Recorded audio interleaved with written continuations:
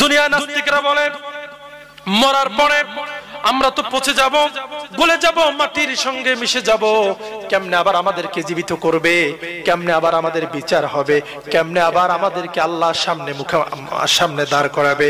আল্লাহ রাব্বুল আলামিন চমৎকার করে জবাব দিয়ে দিয়েছেন, কাইফা তাকফুরুনা বিল্লাহি ওয়া কুনতুম আমওয়াতান ফাআহইয়াকুম সুম্মা ইউমীতুকুম সুম্মা ইউহয়ীকুম সুম্মা ইলাইহি তুরজাউন। আল্লাহু আকবার পড়েন।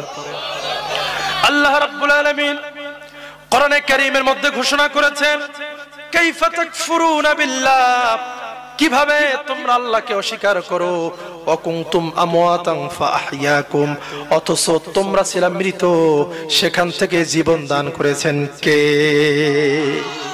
আমরা শুধু মৃত্যু ছিলাম না, আমাদের কোনো নাম নিশানা কিছুই ছিল না, ঠিক কি না? এই পৃথিবীতে আসার আগে আমাদের কোনো চিহ্ন ছিল, কোনো নমুনা ছিল, কোন আকার আকৃতি ছিল, কিচ্ছু ছিল না।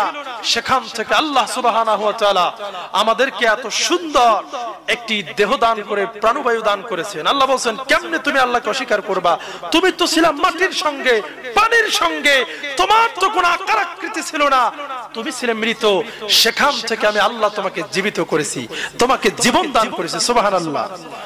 সুম্মা ইউমীতুকুম সুম্মা ইউহয়ীকুম সুম্মা ইলাইহি তুরজাউন, আবার তুমি মৃত্যুবরণ করবে, সেখান থেকে আমি তোমার জীবন দান করব, আবার আল্লাহর কাছে তোমাকে ফিরে যেতে হবে। কি হবে কি হবে না? মানুষ যখন মারা যায়, নামাজি হোক বেনামাজি হোক, রোজাদার হোক বেরোজদার হোক, হালালখোর হোক হারামখোর হোক, পর্দা করুক না করুক, মৃত্যুর সংবাদ শুনলে আমরা একটা দোয়া পড়ি, পড়েন ইন্না লিল্লাহি ওয়া ইন্না ইলাইহি রাজিউন। অর্থ কি?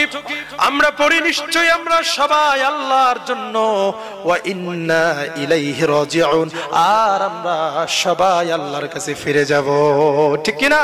এই কারণে বাবাজি, হিসাবের একটা দিন আছে না নাই? হাসরের ময়দান আছে না নাই?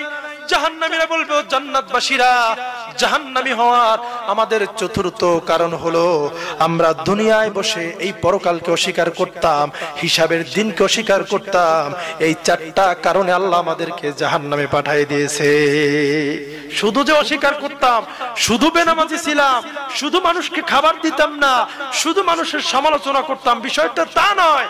হুজুররা এত ওয়াজ করছে, মসজিদের ইমাম সাহেব মেম্বারে এত খুতবা দিছে, কোন খুতবা আমাদের পরিবর্তন আনতে পারে নাই, বরঞ্চ হাত্তা আতানাল ইয়াকিন, মৃত্যু আসার আগে আমরা কোনোদিন পরিবর্তন হই নাই। আমরা আমাদের এই ভুলের উপরে অটল ছিলাম, যেই কারণে আল্লাহ আমাদেরকে জাহান্নামে দিয়েছেন। পড়েন নাউযুবিল্লাহ। আল্লাহ রাব্বুল আলামিন তখন ঘোষণা করবেন, ফামা তানফাউহুম শাফাআতুশ শাফিঈন। হায় রে, তোমরা এত বড় অন্যায় করেছো, এত বড় গুনাহ করেছো, এই গুনার কারণে, অপরাধের কারণে আজকে কোনো সুপারিশকারীর সুপারিশ তোমাদের জন্য গ্রহণযোগ্য হবে না, কেউ তোমাদেরকে উপকার করতে পারবে না। আমার মুসলমান বাবাজিরা, খুব গুরুত্বপূর্ণ কয়েকটি পয়েন্ট কোরআন শরীফ থেকে জানলাম। এক নম্বর হলো নামাজ ছাড়া যাবে না। দুই নাম্বার হলো ধন সম্পদ দেওয়ার মালিককে। আল্লাহ যদি কাউকে ধনাঢ্য বানিয়ে দেয়, ধন সম্পদ দান করে, তাহলে সঠিকভাবে হিসাব করে সঠিক রাস্তায় ব্যবহার করতে হবে, ব্যয় করতে হবে, ঠিক কিনা? তিন নাম্বার হলো সমালোচনা করা যাবে না, কারণ সমালোচনা, গীবাত, শিকায়েত, এইটা হলো জাহান্নামীদের একটা লক্ষণ। আর পরকালকে অস্বীকার করা যাবে না। যাবে? এই চারটি কাজ যদি বেঁচে থাকতে পারেন, আশা করা যায় আল্লাহ রাব্বুল আলামিন জান্নাত দান করবেন।